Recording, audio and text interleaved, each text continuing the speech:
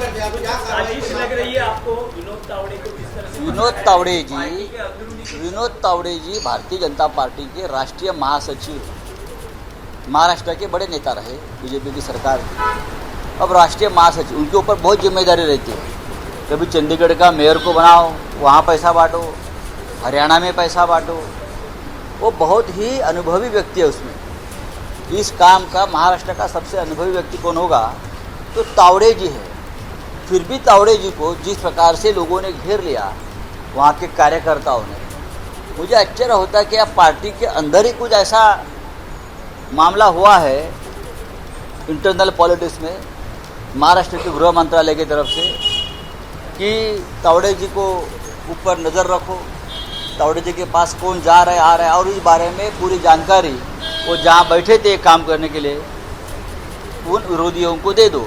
वैसा ही सब कुछ पूरा ड्रामा हो गया है। इतने सालों से तावड़े जी और बीजेपी वाले काम करते हैं महाराष्ट्र में, अभी भी चल रहा है, लेकिन तावड़े जी को ही क्यों पकड़ कर दिया, उस बारे में अब देवेंद्र जी को सामने आकर जनता को बताना पड़ेगा। तावड़े ही क्यों, जिस तरह से देखिए, ये तावड़े जी एक बहुजन समाज के नेतृत्व है, लीडर है, ओबीसी के लीडर है।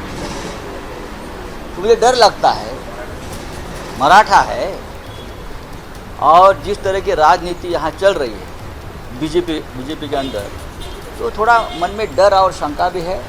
लेकिन अगर बीजेपी के पास नैतिकता होगी तो इस नेता के ऊपर वो कार्रवाई करेंगे।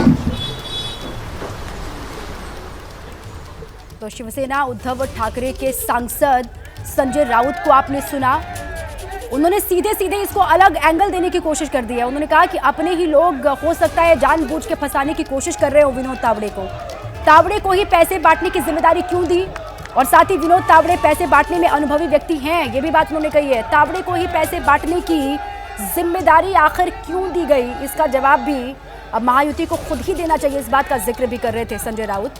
तावड़े को ये पैसे बांटने की जिम्मेदारी क्यों मिली, और साथ ही उन्होंने ये भी कहा कि बहुत अनुभवी व्यक्ति है पैसे बांटने के मामले में विनोद तावड़े। और साथ ही उन्होंने ये कहा कि विनोद तावड़े के मामले को लेकर देवेंद्र फडणवीस को अब जवाब देना चाहिए।